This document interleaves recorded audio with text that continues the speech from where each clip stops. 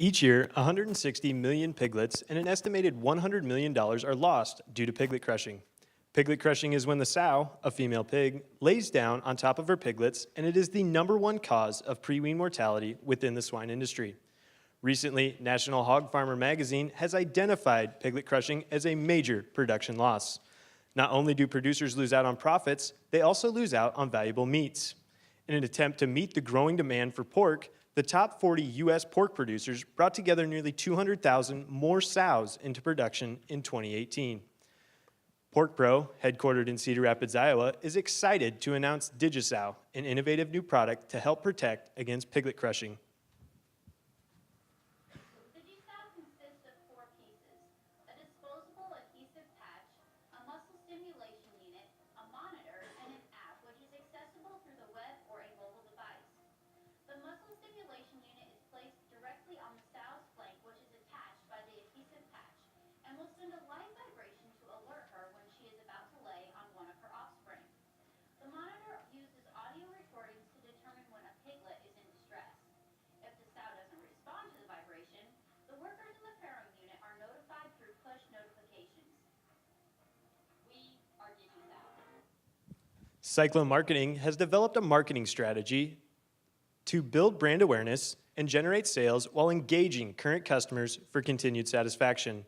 To better understand the market's needs for DigiSow, Skylar will now present the market analysis. From 2017 to 2018, swine production grew roughly 2% for a total of 74.6 million hogs. As the number of operations decreases, size of operations is increasing. Nearly 6.3 million hogs are used for breeding purposes, and operations with over 5,000 head own approximately 47% of the total breeding stock. Today's swine operations seek production efficiency while minimizing costs. These goals identify 2 types of operations within the industry: vertically integrated companies and specialized independent producers with production contracts for a swine company. Vertically integrated companies are often involved in farrow to finish operations, raising the hog from birth until market, while independent producers are often involved in a specific stage of production, such as farrow to wean, raising the hog from birth until weaning. The average pre-wean mortality rate is 12%, although rates are higher for operations with 1,000 sows or more. Crushing accounts for over 80% of the total pre-wean mortality rate, and nearly 10% of all piglets are lost due to crushing. 33% of producers admitted that crushing is a major issue within their operation, and 50% of these producers have tried hiring labor to reduce crushing loss with little success. In 2018, the average annual labor expense for swine operations exceeded $102,000. Agricultural labor for these operations averages $22 per hour. However, the wages are increasing with tightening immigration policy.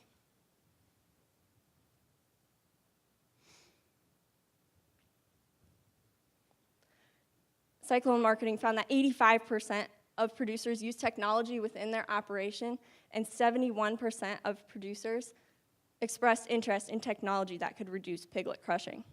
Rebecca will now dive deeper into the market analysis. The market potential for DigiSow lies within swine operations with 1,000 sows or more. There are approximately 28,000 total swine operations in the U.S.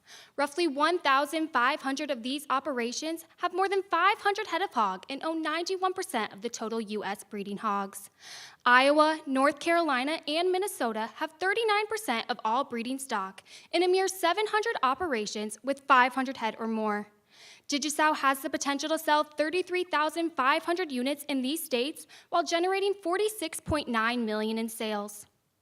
With an understanding of industry structure and operation size, Digicel will target vertically integrated swine companies and independent contracted producers with contracts for a large swine company. In year one, Digicel will target 16 Iowa producers with 1,000 sows or more, leading to 612 units sold and $1.1 million in projected sales. During year two, Digicel will expand to North Carolina while continuing to increase sales in Iowa, growing the number of targeted producers to 40. Minnesota will be added to the targeted states in year three as sales in Iowa and North Carolina continue to grow. Digicel seeks to reach 1,900 units sold in these states with estimated $4.4 million in sales and gaining 12% market share. Digicel's identified customers and competitors will now be reviewed by Alyssa. Perry, an independent pork producer in his mid-40s from Northwest Iowa, is the owner of a 2,000 sow farrow-to-wean operation. Like many other independent producers, Perry utilizes fair-wean crates and hires additional labor to assist the sows. However, he still sees a mortality rate of 14%. Perry owns and makes all decisions for his operation regarding building, labor, and technology. However, he does hold contracts with Pipestone System, a large swine company. As a contracted producer, Perry is motivated by their production incentives. Perry utilizes various technologies within his operation to increase his profitability and productivity. By using Digicel for 1 year, Perry could prevent the loss of 4,000 piglets and $183,000. Brenneman Pork, a family-owned operation producing 32,500 sows in southeast Iowa. As a vertically integrated swine operation, they raise the pigs from farrow to finish, which means they own them throughout the entire process. To care for this many sows, Brenneman Pork has hired labor. However, they still experience great loss due to crushing. As a leading swine company, Brenneman Pork is committed to modeling appropriate production standards. Investments in technology help them increase their productivity. Using Digicel, Brenneman Pork has the potential to prevent the loss of 65,000 pre-wean piglet deaths and $3 million annually. In today's market, Digicel has no direct competitors as a technology focused on reducing crushing. However, there are two indirect competitors highly used by Digicel's target market. Digicel is different from these competitors as a technology that reduces crushing, and it alerts the sows and alerts employees through push notifications while recording temperature, behavior, and health of the sow. Farrowing crates, a large competitor, which are present in most conventional operations. A crate has 2 bars that run along the inside and slow the sow as she lays down to protect the piglets. Although this is made to reduce crushing, the mortality rate is still very high, at over 11%. By using Digicel, the mortality rate will drop drastically to roughly 3%. Increasing labor is another major competitor. Increasing labor will allow for employees to monitor the piglets and sows more closely. Additional labor is very costly, and with current immigration policy, the available workforce is decreasing while wages are increasing. Training new employees is time intensive, and turnover in such positions is high. Now that we understand Digicel's customers and competitors, let's review their position within the market. Digicel's strengths lie within its ability to increase profitability and productivity while reducing crushing losses and tracking important sow health data. Patches are disposable and easy to apply. And reusable components, such as the monitor and muscle stimulation unit, have an estimated life of 3 to 5 years. Weaknesses Digicel faces include limited brand awareness, the vibrations being confused as harmful to the sow, and the recurring cost of the adhesive patches. However, there are a lot of opportunities for Digicel, with the swine industry being the most technologically advanced agricultural industry. Pork companies are continuing to increase production with 5% growth in 2018 in sow production. Threats Digicel faces include volatile pork prices, which could affect a producer's willingness to purchase this product.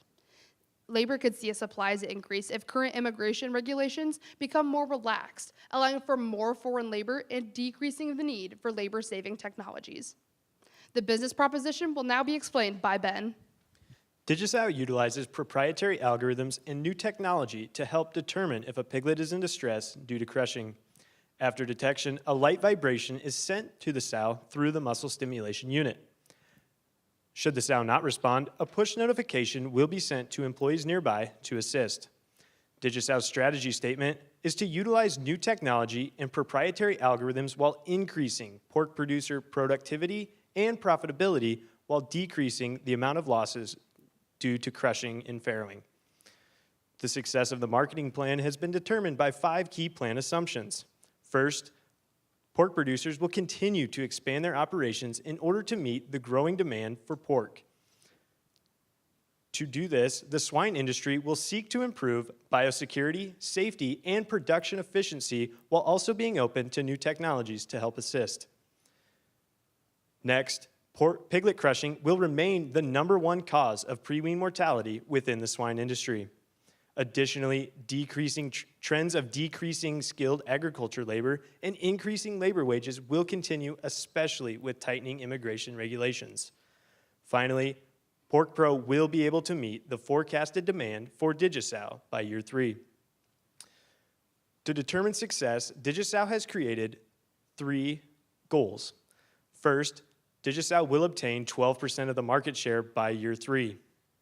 Sales are what drive the business, and DigiSow will sell 1,900 units and gross $4 million in sales by year 3. Finally, DigiSow values customer relationships and will maintain a 95% customer satisfaction while striving for 100%. I will turn it back over to Skylar to reveal the action plan. With higher rates of crushing, DigiSow will appeal to large-scale farrowing operations seeking ways of increasing production efficiency while reducing expenses. DigiSow will be sold in 2 parts. The first part consists of a bundle of reusable parts including 1 monitor, 2 muscle stimulation units, a charger, and an app download that will be sold for $1,400 per unit. 1 monitor can support 2 muscle stimulation units or 2 sows at a time. The second part is a pack of 500 disposable patches sold for $1,500. PorkPro is located in Cedar Rapids, Iowa, an ideal location for distribution. DigiSow will be sold directly to producers with over 1,000 head in Iowa, North Carolina, and Minnesota. Ryan will now detail the promotional strategies established for DigiSow. Prior to the official release of DigiSow, a soft launch, including product testing, was conducted to gain feedback and generate testimonials. DigiSow was officially launched at the Iowa Pork Congress in January of 2019 and featured in the new product showcase. To generate sales, DigiSow will hire 2 sales representatives in year 1 to cover the state of Iowa. In year 2, North Carolina will become a targeted state where we will hire 2 sales representatives. During year 3, 1 sales representative will be hired while additionally adding 1 to both Iowa and North Carolina, respectively. This team will focus on connecting with producers, selling DigiSow, and fostering customer relationships. To aid in lead generation and customer satisfaction, Salesforce will be used as the team's customer relationship management system. A total of 5 installation and service technicians will be hired to assist customers, while 1 marketing manager will be hired to focus on DigiSow's marketing strategy. To engage key influencers and generate sales, DigiSow will partner with top swine companies to reach their network of independent contracted producers. DigiSow will attract these independent producers looking to receive their contracting company's productivity incentive. For every 1 unit of DigiSow that is sold, the contracting company will receive 10% of the sale. 2 campaigns have been created to reach DigiSow's established goals of increased market share, gross sales, and customer satisfaction. The Bring Home the Bacon campaign will increase brand awareness and generate sales by using a variety of advertisements, direct mail pieces, conferences, and social media. Bi-monthly advertisements in these key pork publications will strategically introduce DigiSow to pork producers in our targeted states. Combined, these publications will reach a total of 24,240 pork producers and industry professionals. Digital advertisements will appear in years 2 and 3 in the National Hog Farmer Daily, which is an e-newsletter. Targeted producers will receive direct mail with information on DigiSow and inviting them to upcoming appearances at different expos. In years 2 and 3, DigiSow will attend the North Carolina Pork Council's annual conference and the Iowa Pork Congress. The Minnesota Pork Congress and the World Pork Expo will be added in year 3. Sales representatives will use these trade shows to generate leads and nurture customer relationships. Postcards sent prior to the event will generate interest, while push notifications will attract attendees to DigiSow's booth during the event. DigiSow's website will be the hub for finding out more information on our product. This website will be designed with search engine optimization, and additionally, a Google Ads search campaign will be created to promote Digicel in search results. Facebook and Twitter will engage key influencers and producers, while short videos will be created and shared on Facebook and YouTube to build brand awareness and educate on the benefits of Digicel. The Bacon Saver campaign is the second campaign to be created. This campaign's objective is to increase customer satisfaction and retention. Customer trainings, webinars, and e-newsletters will be used to meet these objectives. To support product implementation, customer trainings will be held after the initial sale of Digicel to a producer. Sales representatives and technicians will install units and provide training to staff on product use and production efficiency. Additional training will be held after the initial sale. Additional trainings will be held for each producer as needed, as employee turnover is frequent. To continue educating producers on crushing, Digicel will host monthly webinars for its customers and employees. Key influencers such as veterinarians, extension specialists, and pork industry professionals will be featured. In all 3 years, e-newsletters will be sent to customers with product updates, producer spotlights, and tips on using Digicel. 2 times throughout the year, special e-invitations will be sent to producers, inviting them to Digicel's booth at their respective state conference and World Pork Expo. Inside these invitations, producers will find a code to bring for a special gift. To recognize customers, Digicel will host statewide customer appreciation events. One producer at each event will receive the Bacon Hero Award. This award recognizes a producer for their use of Digicel and their commitment to reducing piglet crushing. Testimonials will be collected, and press releases on award winners will be sent to targeted pork publications. Digicel is committed to its customers and communities. In all 3 years, Digicel will donate 10% of all sales in the month of November in the form of pork products to food pantries in our targeted states as part of the Hams Across America campaign. Alyssa will now introduce the financials behind the strategic marketing plan. Digicel's reusable units will be sold for $1,400, with an estimated 1,900 units sold in year 3. Disposable patches will be sold in packs of 500 for $1,500, with an estimated 1,070 packs sold in year 3. Gross sales were expected to increase from over $1.1 million in year 1 to nearly $4.4 million in year 3. As Digicel reaches more producers, the cost of goods sold and gross margin increase as well. Outline marketing strategies are expected to exceed $675,000 in year 1 and increase to $2 million in year 3. Digicel's largest investment is within its sales and support team, as well as the incentive program. This team and program, however, are critical to sales success and customer satisfaction. In year 3, Digicel will invest $35,000 and $75,000 on increasing brand awareness and customer satisfaction, respectively. Each year, 5% will be reinvested back into the company for monitoring and measuring. With an established presence in the marketplace, Digicel can expect a 22% profit margin in year 3, as well as net profits of $960,000. These strategic and effective marketing strategies will allow for Digicel to break the established goal of $4 million in sales by year 3. Digicel will prove to be a profitable product which adds value to swine operations. Next, Ben will review the monitoring and measuring for this marketing plan. Monitoring and measuring are critical for evaluating and improving upon a marketing plan. Digicel has defined 3 important goals, primarily focused on market share, sales, and customer satisfaction. First, Digicel will obtain 12% of the market share by year 3. Digicel will continuously monitor quarterly sales and industry reports to track progress. If exceeded, Digicel will invest back into the business for research and development of the product while maintaining a high level of customer satisfaction and generating sales. If less than exceeded, marketing strategies will be reviewed and areas of weakness will be improved upon in order to reposition Digicel back into the market. To remain profitable by year 3, Digicel will strive to sell $4 million in gross sales. To reach this goal, Digicel will constantly monitor sales reports monthly and annually.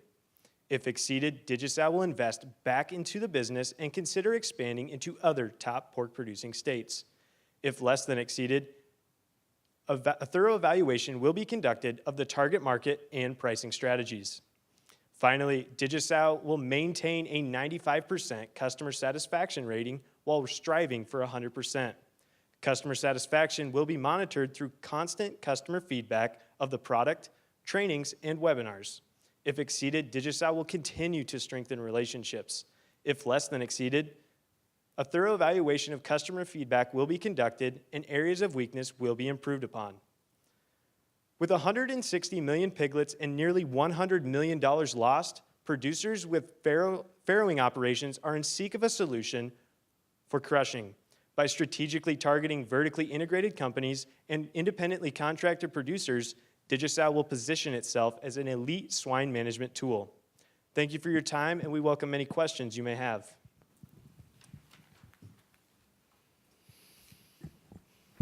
All right, I'll go first again. Well, first of all, congratulations making it this far. We know that you've had a couple rounds of fun. This is going to be a lesson to all the universities about nimbleness. I first got their report, and there was a big glaring problem. And I want to congratulate Iowa State because they fixed it. So never be afraid if you find something wrong with your initial summary, you fix it. You guys are aware with that what I found? Your big financial analysis. 'Cause that would have been scorched earth. But I applaud you for being nimble enough to address it, because I did find it and you did it right here. So I'm just not always going to be the bad guy. I think, again, I think it's a good learning for everybody. So this is more for my education. About how many sows are having piglets at the same time in a farrowing operation? I don't know that answer. But, based upon one of your 600 operations that you're going to be selling to, how many of those birthing, what's going on at one time? Usually a third of the operation is farrowing. At the same time? At the same time, yep. Okay. So on average, how many of that, so 1/3, how many sows are in that on the average operation in that first 612, or of the group that you're selling to? So do you have 1,000 sows, 2,000 sows? What's the number? So if we're, like, for example, if you're referring to like Perry, like our target customer, like we talked about him, and if he has approximately 2,000 sows on his operation. Okay, so he he's has- got about, what, 700? Right, 650? of them Okay. breeding all at one time, and each sow gives birth roughly 2.5 times a year. So they kind of like go through different little cycles, I guess. Sure, I get that. So about a third then? Yeah. Okay. So this might be a two-part question, depending on how you answer the first one. Talk to me a little bit about, and I may have missed it, how many, we need to hit 16 operations in year one, right? How many operations in Iowa are we targeting in year one?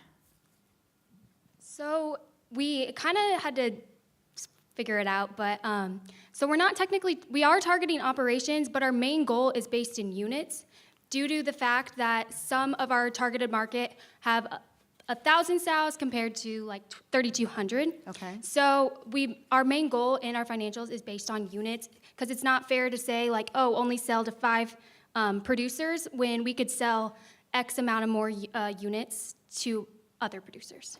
Hopefully Okay, that- but based on number of units, roughly how many people do you think you're going to be talking to? Well, let me ask why I'm asking this question. Where do the veterinarians and procurement in particular in some of these integrated operations come to play in making that investment in a fairly pricey piece of technology? So obviously your Perry can kind of do what Perry wants to do, but when half your audience is also those integrated systems, who else are you talking to? So when we talked about sales representatives if we were targeting producers, in Iowa the first year we're targeting 16, we're hoping to sell 16, and so we're targeting those producers that are 1,000 plus, and so we kind of took the number of Iowa producers that had 1,000 hogs or more, and we kind of based that off of each number they had. So some of the Iowa producers did have 3,000, just like Brenneman Pork, who has 32,500. So when we talked about how many units we wanted to sell, we couldn't put an exact number on how many producers we wanted to sell to, just because we have those smaller operations that won't buy as many of our units. Okay. if that answers your question a little better. That's okay. So on that, kind of along that same thread, if you've got a producer that has 1,500 sows, and he's like, I'd like to try this, I'm only gonna try it on, we're gonna use 50 of them, and we're gonna see how this works. But he can only buy a pack of 500 pouches. Did you think about different sizes of those pouch refill, or the patch refills that the stimulators go on with? Yeah, definitely. So down the road, we initially want to start out with a 500 pack of patches for $1,500. But down the road, we definitely thought about including patches of 500 for those smaller operations, but the 1,300 for the bigger operations, and then even moving it down for the lower amounts for those lower operations who are looking to test it out or not trying to fully implement it into their whole operation. So why did you put, what was your thought process on making those test sizes down the road instead of when people haven't heard about the product and are just trying it out? I can kind of speak on that a little bit. The reason we kind of thought in the beginning that we'd start with this is because we are a startup company, and our goal is to start increasing our brand as well as increasing our profits. Like, we're looking to make more money off of this in the beginning, so that way when we go further down the road, we can offer these special deals in other sizes. But we started off originally with just this 500 pack as a standard that would be more beneficial to larger as well as smaller producers. Okay. I need a little explanation on your finances for monitoring and measuring. You start that in year one at $55,000, and then in year three, that jumps to almost $250,000, about $220,000 on that line item. And that's reflected of only $2 million worth of revenue. Can you explain to me what goes into your monitoring and measuring, and why you've got that much of your expense budget rolled up in that one line item? Yeah, absolutely. So Mitchell's going to pull up a slide for me right quick. But I will say that each year we say that we will reinvest 5% back into our company for monitoring and measuring. And so we expect that our sales to continue going up, which will therefore then put more money back into monitoring and measuring. But we have a little bit of a chart here. You can kind of see the monitoring and measuring numbers. And so if 5% is $55,000 in year one, 5% in year three is just then $217,000. Perfect, thanks. Yeah. And while we had that slide up, can you walk me through some information on your incentive program? So we didn't talk a lot about the incentive program, but my assumption was that it would be based somehow on units. But our first year, we had 612 units, if I'm understanding correctly. The next year, we go up to 1,434. But our expenses for incentives appear to be going up a much higher percentage than that. So I'm just trying to understand the background behind that. So for our incentive program, I talked a little bit about how we will donate 10% back to the company of those independent contracted producers. So every time a company is talking to their independent contracted producers, and they promote our product to them and they get their contracted producers to buy it, we will actually donate 10% of that purchase from the producer back to the company. So that is what that line item is kind of describing in there. Okay. Right. Did you ever consider, because I didn't see it anywhere in your summary, the pork quality assurance program and the role that this plays in PQA?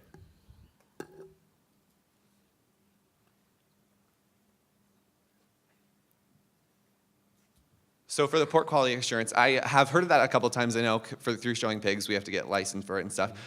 We definitely want to target them later on in maybe building some sponsorships with them and maybe getting some earned media through them, just because we want to make sure that we can put our product out to those producers that are looking into the PQA all around and coming to those conventions through PQA. Okay.